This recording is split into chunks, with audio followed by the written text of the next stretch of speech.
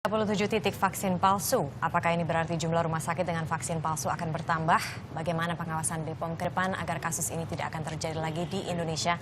Sudah kami hadirkan di sini narasumber terkait, Bapak Arus Tiono selaku Direktur Pengawasan Distribusi Produk Terapeutik. Selamat pagi Pak Arus. Selamat pagi. Dan juga di sebelahnya sudah ada Ibu Rizky Lorencia selaku orang tua vaksin palsu terhadap bayi Alfiando berusia 6,5 bulan. Selamat pagi Mbak Rizky. Saya mungkin ingin mulai dulu dari Mbak Rizky. Mbak Rizky bisa mohon ceritakan kasus vaksin palsu yang terjadi pada Anda dan anak Anda? Pertama sih sebelum kasus ini mencuat lagi heboh, sebelum puasa kayaknya Mbak ya. Nah, saya udah nonton televisi terus saya langsung WA susternya. Suster, ini anak saya kena vaksin palsu tidak? Enggak, ini aman di rumah kok, Bu. sakit Harapan Bunda. Okay. Aman Bu, anak saya juga vaksin di sini. Udah Mbak, aman. Terus lagi heboh 3 hari ini, saya WA lagi susternya, udah nggak ditanggapin. Saya langsung ke dokter yang bersangkutan, dibalas tapi dalam penyelidikan. Dokter yang bersangkutan itu adalah? Dokter Harmun. Dokter Harmun atau Dokter Indra? Harmun. Dokter Harmun. Oke, apa yang terjadi pada bayi Anda Alfiando ketika sudah menerima vaksin palsu ini? Ada benjolan di selangkangan, Mbak. Kemudian apa yang terjadi? Benjolan itu apa? Benjolannya awalnya 1 minggu setelah divaksin BCG, benjolan itu bengkak di dalam. Kalau kita lihat dengan kasat mata nggak tahu, harus diraba. Ketika mandi baru terasa. Terus sebulan kemudian benjolnya keluar, 2 minggu kemudian ada seperti kayak nanah. Nah, akhir ini, seminggu terakhir ini pecah dan kemarin sore keluar darah. Lalu apa tindakan medis apa yang Anda cari sejauh ini untuk mengatasi? Waktu ada benjolan di dalam, saya udah konsultasi ke dokter Harmun. Dia bilang tidak masalah, ini akibat suntik BCG. Anda mengetahui apa yang dimasukkan atau disuntikan ke tubuh bayi Anda? Sudah tahu, Mbak. Sampai sekarang tidak ada yang menjelaskan mengenai hal Tidak itu? ada penjelasan. Baik, bagaimana kondisi bayi Alfiando, Mbak Rizky, sekarang? Kalau sekarang sempat rewel berapa hari ini minta gendong terus, Mbak. Oh, minta gendong. Sebelum pecah, suhu badannya tinggi, Mbak, 3 hari. Sekarang pengobatan apa yang sedang dijalani oleh bayi Belum Anda? ada pengobatan. Belum ada pengobatan? Minta ke dokter, katanya nggak apa-apa, nggak usah dikasih obat, dikompres air panas saja. Oke, itu adalah kondisi terkini ya. Lantas, kan sekarang memang kita juga melihat ada beberapa orang tua juga yang sekarang sedang pergi ke Rumah Sakit Harapan Bunda untuk menuntut apa yang telah terjadi pada anak mereka begitu. Apakah Anda termasuk di antaranya dan apa harapan Anda dan mungkin tuntutan Anda terhadap rumah sakit ini? Sabtu kemarin saya sempat di sana, Mbak, mengisi data, disuruh minta data, tapi petugas dari Harapan Bunda nggak ada satupun, semuanya tertutup, kosong. Terus kalau harapan saya juga mewakili orang tua korban ya, Mbak, minta penjelasan dari rumah sakit saya, Mbak. Sampai saat ini, Mbak, belum ada tanggapan dari rumah sakit Harapan Bunda. Baik Ibu Rizky. Baik, saya juga ingin ke Pak Arus. Pak Arus, baru-baru ini BPOM menemukan 37 titik vaksin palsu. Nah, pertanyaan masyarakat adalah apakah ini berarti indikasi jumlah rumah sakit yang memiliki vaksin palsu ini sebetulnya lebih banyak dari 14 yang sudah diumumkan oleh Kemenkes kemarin? Ya, baik. Kami luruskan dulu. Yang pertama adalah statement kami bahwa kami menemukan 37 sarana pelayanan kesehatan yang memperoleh vaksin dari distributor tidak resmi. Begitu. Jadi kami bergeraknya begitu. Jadi, untuk palsu dan tidak memang harus dibuktikan lebih lanjut, dibuktikan baik di lab atau mungkin nanti kami dengan Bareskrim akan melakukan penyelidikan dan penyidikan gitu. Jadi 37 titik itu adalah 3 sarana pelayanan kesehatan yang memperoleh vaksin dari jalur tidak resmi, jalur ilegal. Nah, ini yang karena kami memperkirakan bahwa karena mungkin motif ekonomi begitu ya di bagian pengadaannya ini, jadi mereka ingin memperoleh vaksin yang murah sehingga melalui jalur-jalur ilegal atau tidak resmi begitu. Sebetulnya kalau misalnya kita ingin melihat begitu ya, ini sebetulnya pihak-pihak mana saja yang terlibat dalam praktek yang tidak adil seperti ini? Siapa saja gitu? Kalau kita bicara mengenai fasilitas kesehatan, ya seperti tadi Mbak Rizky sudah mengatakan ada suster di situ. Siapa saja yang bermain di sini? Iya, jadi tentu saja tenaga kesehatan. Jadi di dalam, kalau Badan POM itu menerapkan apa yang namanya CDOB, cara distribusi obat yang baik. Nah itu yang saya seperti apa? Yang baik seperti CDOB apa? itu sebetulnya salah satu hal penting di dalam CDOB itu bahwa setiap pemasok di sarana pelayanan kesehatan itu harus dikualifikasi, divalidasi. Jadi tidak bisa freelance kemudian yang tidak jelas. Memvalidasi adalah di rumah sakit itu, di bagian yang diserai tanggung jawab sebagai pengadaan begitu. Nah inilah yang kami selalu melakukan bimbingan dan audit bahwa seharusnya di bagian pengadaan ini itu melakukan verifikasi pemasok, benar nggak pemasoknya ini, gitu.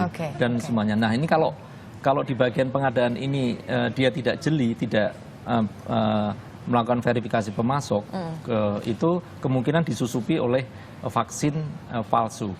Karena begini Mbak, sebetulnya kami sudah, Badan POM sudah sangat ketat sekali. Jadi distributor vaksin ini persyaratan sangat ketat. Dia harus punya pendingin chiller ya. Ini bukan hanya seperti lemari es. Chiller itu adalah pendingin yang suhunya bisa dikontrol antara 2 sampai 8 derajat Celcius. Begitu demikian juga di sarana pelayanan. Jadi kontrol ini sudah kami lakukan demikian ketat. Permasalahannya ini karena vaksin ini adalah produksi palsu, ini produksi rumahan, begitu ya, produksi rumahan. Dan dibeli oleh rumah sakit yang dibeli oleh rumah sakit besar, yang didistribusikan oleh distributor yang tidak bertanggung jawab ini, jadi kesulitan sekali ini. Jadi memang ini tindakan ilegal dan kriminal. Baik, gitu, ya. Baik. Kabupaten Bekasi ini beberapa hari kemarin menilai beredarnya vaksin palsu di Bekasi, ini kan memang didominasi di Bekasi, ini merupakan kewenangan dari Badan Pengawas Obat dan Makanan. Dia bahkan mengatakan begini ke wartawan, vaksin yang diduga palsu itu ada kode BPOM-nya kan? Tanggapan Anda mengenai hal ini? Ya, jadi vaksin palsu ini termasuk kode BPOM itu dipalsukan semua. Jadi mereka kan ada tersangka dari Bareskrim itu seorang pencetak label. Jadi sekarang teknologinya sudah canggih sekali. Untuk mencetak label seperti aslinya itu sangat dimungkinkan. Jadi di situ memang tertera ada nomor izin edar dan semuanya persis lengkap. Jadi ini bukan tanggung jawab Badan POM. Badan POM tidak mempunyai kewenangan untuk memeriksa pengadaan seperti pengadaan di sarana pelayanan kesehatan gitu. Nah, berarti lantas quality controlnya ada di tangan siapa gitu loh? Kalau misalnya kan sekarang yang diinginkan oleh masyarakat termasuk seperti Ibu Rizky ini adalah ya pengawasannya seperti apa sehingga bayi-bayi yang lain itu tidak akan mengalami hal yang sama seperti bayi-bayi yang sudah mendapatkan vaksin palsu sejak tahun 2003 ini gitu loh Pak. Iya, jadi pengawasan sarana legal dulu kami. Jadi ini harus kita bedakan sarana legal sama ilegal. Kalau sarana legal Badan POM jelas dari industri farmasi. Jadi industri farmasi itu kita kontrol gitu. Industri farmasi. Ya, industri farmasi kita kontrol. Bahkan untuk vaksin ini itu sangat ketat sekali. Setiap batch itu kami minta kita sampling, itu setiap lot rilis itu kita sampling, kemudian kita keluarkan. Kalau obat biasa kan tidak, itu mungkin jadi udah sangat ketat begitu. Nah permasalahannya ini yang sarana ilegal ini memang Badan POM kesulitan karena Badan POM tidak punya kewenangan untuk menggeledah. Badan POM tidak punya kewenangan untuk menahan tersangka begitu. Jadi dalam hal kasus seperti ini kami selalu bermitra, bersinergi dengan kepolisian begitu. Berarti sampai pun tidak akan ada jaminan bahwa vaksin palsu ini tidak akan beredar di masa datang. Ya, jadi kami sudah diskusi dengan lintas sektor bahwa sebetulnya yang perlu dikendalikan ini adalah rumah sakit atau pelayanan kesehatan ini di dalam mengadakan itu dari jalur resmi begitu ya. Sudah kalau perlu melakukan tadi itu kualifikasi pemasok dengan validasi benar nggak misalkan salesman si A ini dari distributor resmi begitu. Jadi harus ditanya karena kalau dari distributor resmi itu sangat-sangat kecil sekali untuk dia disusupi vaksin palsu begitu. Jadi ini karena produk rumahan tadi Mbak, produk rumahan ini kami kesulitan sekali produk rumahan dia kemudian ditenteng begitu ya, ditenteng kemudian pergi ke sarana pelayanan kesehatan ya tidak ada yang tahu. Kita tahu bahwa mungkin RT RW di tempat produksi di rumahan itu tidak tahu begitu. Jadi memang kalau untuk produksi rumahan ini yang ilegal tadi itu, yang kriminal tadi itu, ya itu perlu penyelidikan dan investigasi yang waktunya lebih lama. Oke, baik. Nah, gitu. Mbak Rizky, kan Anda sudah mendengarkan tadi tanggapan juga dari BPOM, dan kalau misalnya dari perbincangan ini tampaknya impresi yang saya dapatkan vaksin palsu ini masih akan terus beredar kalau misalnya tidak melalui jalur resmi. Tanggapan Anda mengenai hal ini? Tanggapan saya mengenai kasus ini secepatnya aja Mbak diusut ya. Ini kan bukan buat generasi juga kan Mbak. Kemarin ini juga muncul bahwa YLBHI itu mengatakan bahwa masyarakat sebagai masyarakat yang kecewa, terutama anaknya sudah menerima vaksin palsu ini, bisa menuntut BPOM dan bisa menuntut Menteri Kesehatan dengan class action. Tanggapan Anda mengenai hal ini? Sekarang kan Indonesia era terbuka, jadi semuanya itu mungkin saja. Tapi ya harus kita buktikan dengan regulasi yang ada dulu, Pak. Gitu ya. Jadi saat ini kan Indonesia sudah sangat terbuka, era penegakan hukum dan sebagainya. Jadi dihadapi saja begitu, kalaupun nanti class action itu iya, ada. jadi kami sudah, Menteri Kesehatan sudah membentuk Satgas yang anggotanya adalah Kementerian Kesehatan, Badan POM, dan Bareskrim. Jadi kita satu suara. Dan saat ini kami dan Bareskrim masih mengembangkan ini, masih menelusuri kasus-kasus sampai ingin dituntaskan sampai end user gitu menurut Bareskrim. Iya, oke. Ibu sebagai masyarakat memiliki pilihan untuk membawa ini ke ranah hukum. Tanggapan Ibu mengenai hal ini, Ibu akan ambil itu atau tidak? Saya akan ambil Mbak. Akan ambil. Apa kira-kira yang akan Ibu lakukan? Soalnya ini bukan kerugian bayinya juga Mbak ya. Dari materi juga. Vaksinnya kalau saya dapatnya di atas 1 juta semua. Vaksinnya, berarti memang sebetulnya harapannya itu adalah vaksin asli begitu ya Bu? Iya. Nah, terus kalau harusnya kan juga anak saya harus diobatin lebih lanjut lagi Mbak. Nggak bisa dibiarin begitu saja. Dan pelayanan Rumah Sakit Harapan Bunda juga sudah buka. Apakah Ibu hari ini akan bergabung bersama dengan Hari ini teman-teman? saya akan bergabung Mbak setelah dari Net TV. Oke, baik Bu Rizky. Nah, ini terkait dengan vaksin palsu, Kementerian Kesehatan ini juga membuka hotline bagi warga untuk menanyakan mengenai vaksin palsu di nomor 1500567. Kita akan mencoba menghubungi nomor ini. Apakah nomor ini sudah aktif untuk melayani? Halo Kementerian Kesehatan, selamat pagi. Dengan Abu bisa dibantu. Halo, selamat pagi Pak. Saya mau menanyakan mengenai pelayanan vaksin ini Pak. Kan anak saya ini diduga terkena vaksin palsu.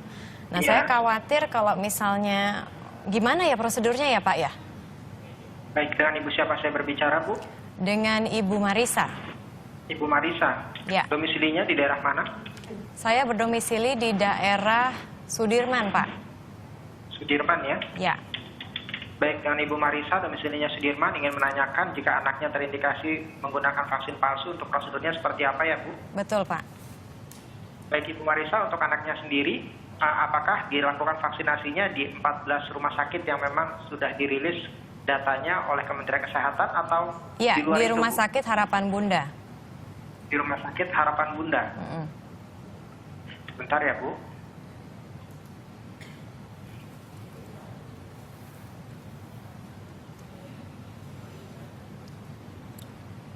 Halo Bu, Yes. di Rumah Sakit Harapan Bunda Jakarta Timur ya Bu? Ya. Baik, kalau memang anak Ibu memang melakukan vaksinasi di salah satu rumah sakit tersebut, maka kita akan datanya, kita akan catat datanya, kemudian nanti akan dilakukan investigasi oleh tim krisis kita. Kemudian nanti kalau memang anak Ibu memang betul termasuk yang menggunakan vaksin palsu, akan dihubungi oleh tim kita. Boleh tahu nama lengkap anaknya Bu? Alfiando. Alfiando. Lengkapnya Alfiando saja ya Bu? Kenzo. Alfiando Kenzo. Alfiando Kenzo. Baik, untuk nama lengkap Ibu? Marisa Anissa. Marisa Anissa. Baik, untuk alamat lengkap tempat tinggalnya Bu? Janur Indah 6. Yang di KTP saya Janur Indah 6, LA 17 nomor 12A. LA 17 nomor 12. A. Nomor 12A. Baik, untuk nomor telepon yang bisa dihubungi Bu? 453 1909. 021 453 Mohon maaf. Halo Ibu Marisa. Halo. 021 453 1909. 1909. Baik, waktu itu di rumah sakit di rumah sakit Harapan Bunda. Harapan Bunda ya Bu. Ya, sebentar Pak, nanti saya akan telepon lagi ya Pak, karena saya harus ada sesuatu yang harus saya selesaikan. Saya akan telepon lagi. Dengan Bapak siapa ini? Baik Bu, saya dengan Abu Bu. Oke baik, terima kasih Pak Abu. Baik, terima kasih kembali dalam menghubungi Kementerian Kesehatan. Selamat pagi. Selamat pagi. Baik, jadi bagi Anda yang ingin menanyakan mengenai vaksin palsu ini dan bagaimana prosedur lanjutannya, hotline dari Kementerian Kesehatan ini sudah terbukti aktif. Saya akan ulang kembali, Anda bisa menghubungi di nomor 1500567. Oke baik, mungkin sebagai pertanyaan terakhir juga, berarti kalau misalnya dari BPOM sejauh ini langkah konkret yang akan dilakukan oleh BPOM ke depannya seperti apa Pak? Sekarang dan hingga ke depannya. Ya, jadi kami akan melakukan intensifikasi inspeksi dan intensifikasi sampling, terutama di sarana pelayanan kesehatan gitu. Jadi mungkin sudah dengar di mass media yang lain bahwa Badan POM mempunyai kewenangan terbatas untuk melakukan sampling, pengambilan sampel di sarana pelayanan kesehatan. Ke depan ini kami upayakan supaya Badan POM diperbolehkan mempunyai akses yang kuat gitu ya untuk melakukan inspeksi sarana pelayanan, termasuk inspeksi faktur-faktur pengadaan, karena kami akan tahu bahwa itu pengadaannya ilegal atau tidak resmi kalau kami ditunjukkan oleh faktur-faktur pengadaan tadi itu ya. Karena dengan faktur pengadaan itu kami bisa mendeteksi, oh ini ilegal ini karena kami kan punya data distributor resmi, kami punya data distributor yang sudah tersertifikasi ya.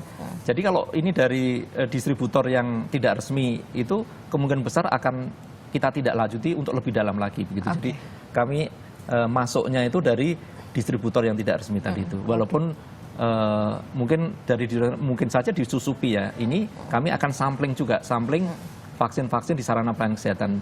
Dan ini tidak mudah untuk mensampling di sarana pelayanan kesehatan. Jadi perlu izin ya, perlu izin dari yang berwenang di sarana pelayanan kesehatan itu. Jadi ke depan kami akan lebih intensifkan sehingga secara rutin begitu ya, kita sampling ini benar nggak gitu. Oke, Ibu Rizky ada lagi yang mau disampaikan mungkin sebelum kita tutup? Harapan saya ini, harapan Bunda keluar gitu Mbak, jangan sembunyi dari belakang. Kita nggak tahu gimana permasalahannya.